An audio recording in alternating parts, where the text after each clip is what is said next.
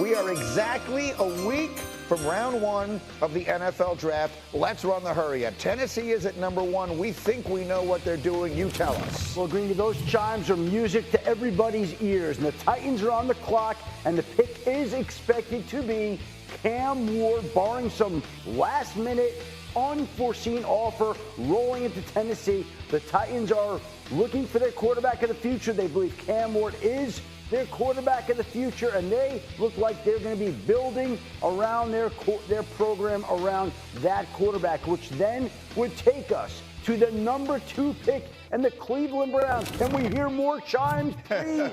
The Browns will be on the clock, and there are signs that point to Travis Hunter right now. Abdul Carter obviously squaring the conversation. Hunter, Carter regarded as the 2 best players in this draft. The Browns will be in a position to get one of them, and then we'll hear more chimes at maybe the most intriguing pick early in the draft, the New York Giants. They are in Boulder today to work out Shedeur Sanders. There's not a team out there that's put more time and effort into Shedeur Sanders than the New York Giants. They might as well have just taken out an Airbnb in Boulder all year and had the entire organization living out of there. But they've done so much work. It continues today, and I think today is critical in deciding if they want to move in a direction for Shedeur Sanders and where they want to get him in the draft. So you use an expression all the time that I like, which is getting cute. All right, the Giants are picking at 3. And there's all this speculation they would like to have their cake and eat it too. They would like to take either Abdul Carter or Travis Hunter at 3 and still find a way to get their quarterback going down the road. But I've seen you on a million shows and conversations saying if they like Shedeur Sanders that much, then are you getting cute and you're taking the risk on all kinds of things that might happen behind them, which is my way of asking you, what will your reaction be a week from tonight if the 3rd pick in the draft is Shedeur Sanders to the Giants? Will you be shocked? Well, here's the interesting part about this to me. You're on the phone all day. Yeah. Yesterday, spoke to a lot of respected, knowledgeable people. There was one person I spoke to who said, the Giants, cut it out, the Giants are going to be taking Shedeur Sanders at number 3. And I went, wow, here we go. And then in the very next conversation with an even more knowledgeable person, the person says, there's no way the Giants are taking Shedeur Sanders at number 3. So what are you to believe? You're hearing it all. And my sense is that there's absolute interest in the organization in Shedeur Sanders. I think they're trying to build a little bit of a consensus here because not everybody is on the same page with Shedeur Sanders within the organization right now. And we're getting close to the draft, and they're going to have to make a decision here. Can they get one of those blue chip players at number 3? Can they come back and get a quarterback, whether it's in round 1 or in round 2?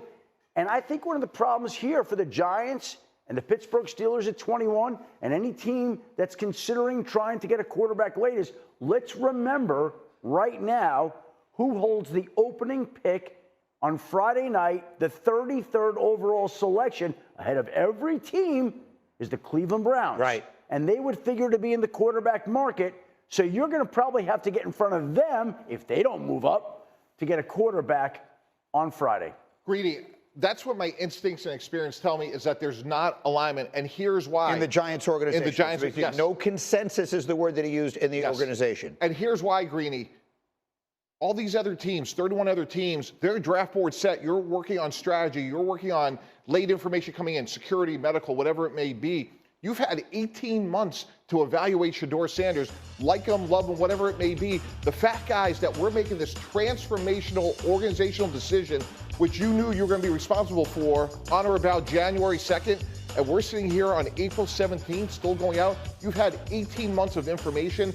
It tells me that head coach may like quarterback X, the OC might like quarterback Y, and EJ, you know that when you're asked, it's highly unusual, and they're looking for alignment. Quickly, if I may, you talked about the coach may have one opinion, an offensive coordinator may have another. There are other people who weigh in on these things too, aren't there? Which is to say, it's not just the coach and the offensive coordinator who have a voice on all this, right? You've got a general manager who spoke yesterday. We'll hear from him in a minute. And you've got an owner who has been very publicly 2 things. 1, aggravated, and 2, insistent that we will get our quarterback in this draft. And sleepless too, Greeny.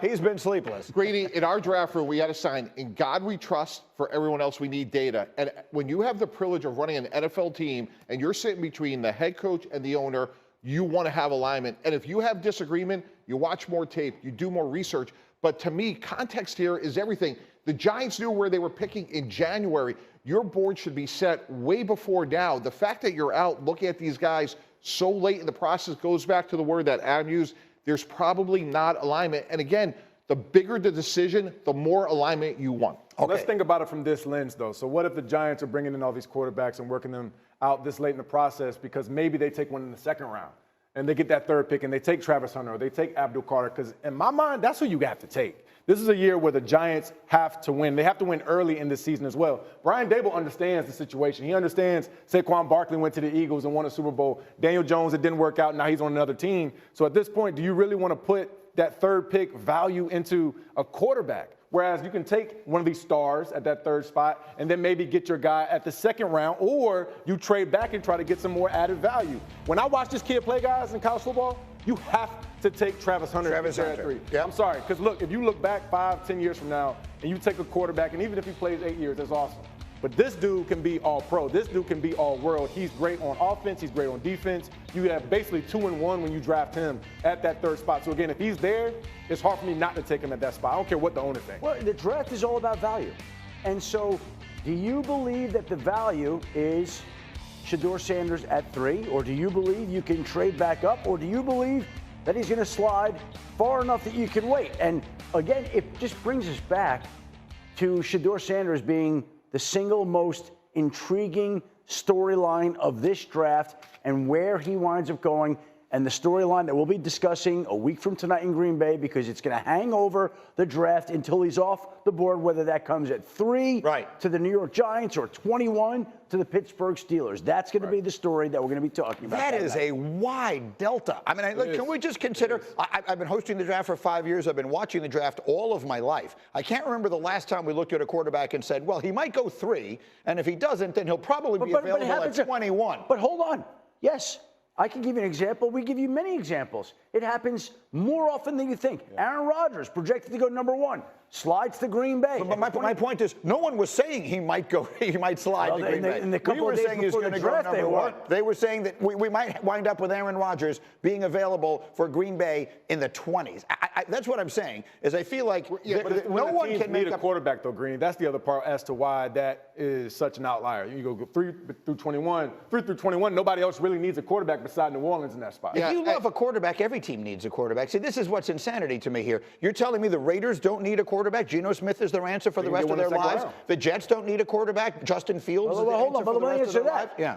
The Raiders traded a third-round pick for Geno Smith and signed him to a contract extension. Right. So when you're Pete Carroll and you're stepping in to win now, that doesn't seem like a quarterback pick at round 1. We're saying the same thing differently. What I'm saying is, if they loved the quarterbacks in this draft, they wouldn't have done that. They would have taken a quarterback. That's the point. All these teams need quarterbacks, and we don't think any of them are going to take them. That's right, Gree. So let's put ourselves in Joe Shane's shoes, because I agree with what EJ said. He's the GM of the Giants. Right. So we get Travis Hunter or Abdul Carter.